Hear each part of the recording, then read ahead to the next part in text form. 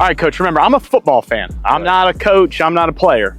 Just need help understanding one of these rules. If a receiver is hit while the ball is in the air, what's that called? Pass interference. Okay. Just want to make sure. Right. Speaking of pass interference, I had my wife and kids at the game. They're getting hot dog number 2. Hot dog 2. I was there for hot dog number 1. My wife comes back and goes, who'd they say just scored? I said, Braden Felder. This is unbelievable play to open the game. She goes, Braden Felder? I taught him in the 2nd grade. Wow, so my wife was Braden's teacher. She's like, he's a football player now? He was such a nice kid. Small world. But Braden, 2 great offensive plays to open both halves of the game. Right. Walk me through those 2 plays. Right. Well, I mean, we had them, kind of dialed up all week that we felt like those were 2 of our better trick plays or gadget plays. And you got to give credit to the St. Augustine defense. Like, we really had to dig deep in the bag, to get those points on the board. But we felt good about the flea flicker was the first trick play, right? I had it on my call sheet the first time we crossed the 50 that we were going to call that, right? And we've been practicing that all year. We actually named that play for Joe Bradshaw, our player that played at Nice that passed away. That play against St. Augustine in 2019 when Joe Bradshaw was a senior. Executed to perfection, great protection, great throw, and great catch, obviously, by Braden Felder. What about the one to open the second half? Yeah, I mean, I felt like we were kind of stagnant after that first trick play, right? I mean, it was a halftime score was 14-10 right after the freaking Hail Mary right there by Samarian, right? 50-50 ball. So I felt like that, hey, right away when we get the ball back, if we got good field position, we were going to go double pass. We had set that play up by throwing the swing to the running back a couple times. Same formation, same motion. So we felt good about it. We gave him the same formation. We gave him the same motion. And then Tyshawn Ford, man, catching the ball and throwing it down the field. Great pass, right? Braden's wide open, and we got in the end zone. So credit to our boys for executing two gadget plays. In a game loaded with wide receiver clout, and Braden comes out and has a huge game. It was just very fun to watch. Yeah, not surprised. He's a great player and a great kid. Multiple 2nd and long, 3rd and long. Right. After Aiden just gets hit pretty hard all game. Right, yep. The kid comes out and delivers darts all game. So the resiliency of Aiden was really impressive to me in that game. Right. Yeah, I mean, I agree. I mean, Aiden's a tough kid.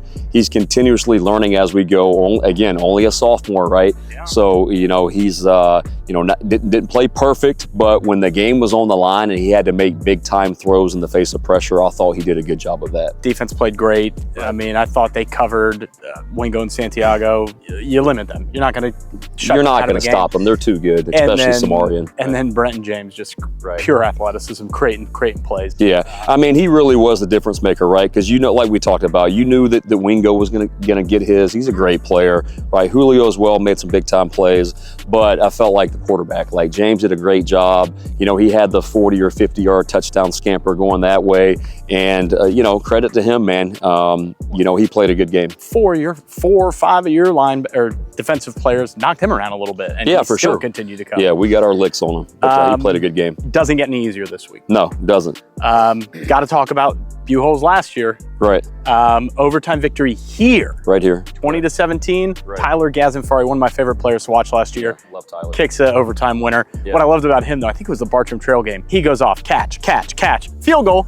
Right. You're like, man, this guy kicks his own extra points. Jack of all trades, right? Nate has a Nate game. Right. Like 50% completion for 100-something yards, but then rushes for 80 yards and a touchdown. Right. Maddox had a big game also. The defense really sealed the deal there. After Buchholz drove down the field, forced overtime. You talked about it. Tyler kicked the field goal. We go up 3. Buchholz has the ball inside the 5-yard line, throw the flat route right here, and Shamar McNair picks the ball off and the game's over, And I was on a Monday night, right? It was a makeup game on a Monday night. We didn't kick off until 9 p.m. because of weather delay. I don't think we get out of here until midnight, And now we're going to be going to Gainesville on Friday night. We talked about the receivers at Fletcher, obviously the receivers at St. Augustine. Right. You got Justin Williams coming up, a 4-star commit to Florida. He put 100 yards on you last year. Right. Got to face him again. For sure. Yeah. I mean, do we more of the same from last week? I think it'll be a very similar matchup. I think that Buchholz is built kind of like St. Augustine. They've got their go-to guy, number 13, Justin Williams. Like, he's a dude. Like, he's a 4-star. They're going to try to force feed him the ball. They're going to throw it to him. They're going to line him up in the backfield and hand it to him as well. But yeah, 3-star quarterback, Andrew Whitmore, another sophomore quarterback. That'll be a fun matchup to watch, right? Because you've got Whitmore. He's the head coach's son. Okay. He's only in 10th grade. He knows the game. And then we've got Aiden Pfeiffer, our 10th grade quarterback. So to be able to watch, Dad's a coach, right? To be able to watch that matchup, like, you got two, in my opinion, probably two of the best 10th grade quarterbacks in the state of Florida going head to head Friday night. And another team, they go out and make a tough schedule too. Yeah, I mean, you got to respect. I know it's a district game, but it is a district game. They're an impressive 4-1 also. Yeah. Both us and Buchholz are 4-1, and we're both, I think, top 3 or 4 as far as RPI for 6A football right now, which is strength of schedule and record combined. So I understand a home advantage when Florida travels to LSU. Right. And you got to play in front of 100,000 screaming fans. You got to travel there. Right. What type of disadvantage are you when you're on the road in high school? Well, it depends on the atmosphere, right? I mean, if you're playing, you playing in a road game where they're going to pack the house, right? That can be difficult.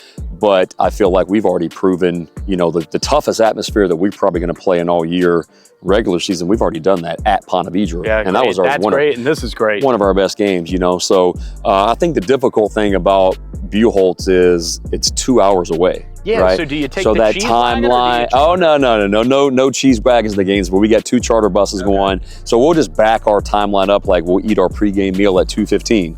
We're going to leave school early at 3:15, get there at 5:15, still have a good hour and a half before kickoff to kind of get acclimated. Citizens Field right downtown Gainesville, let the guys do a walkthrough.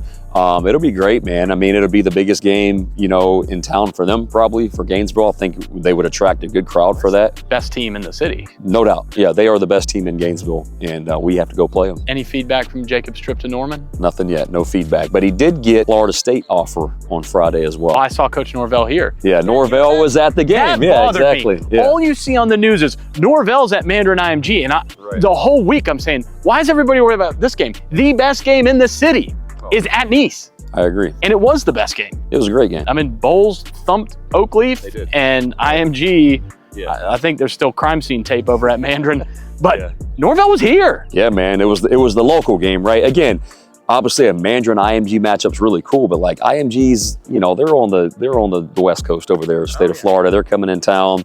They are what they are, right? But I thought the Bowles, Oakleaf was obviously a great matchup. But at the end of the day, me and you talked about it, right? I wish we were on the winning side of it. But from a fan standpoint and the game standpoint, like how many lead changes did we have? We took the lead with 5 minutes left. They took the lead with 2 minutes left. We marched down the field with a chance to win. They score with 2.5 minutes? Right, pretty much. And then with a minute and 2 seconds, I remember we had a shot. Braden Felder does get hit. Right. Timing of when he got hit is up for debate, I guess. Right. It's on video. With a minute too. Yeah, I mean, it was a bang play, and it was a great game. It was a great game. And I told our guys after the game too, look, we want to win every game. Obviously, we're competitive. If we could go 15-0, that'd be great. We're sitting here at 4-1. But you have to have, if you're going to play the long game, right, and we're talking about, our path as a football team this year and our journey, that's a notch on our belt now. You know what I mean? And you learn more from losing than you do from winning. Hey, it is what it is. Great game. Looking for another great game on Friday, Coach. Appreciate you, man. Thank you. All right, dude.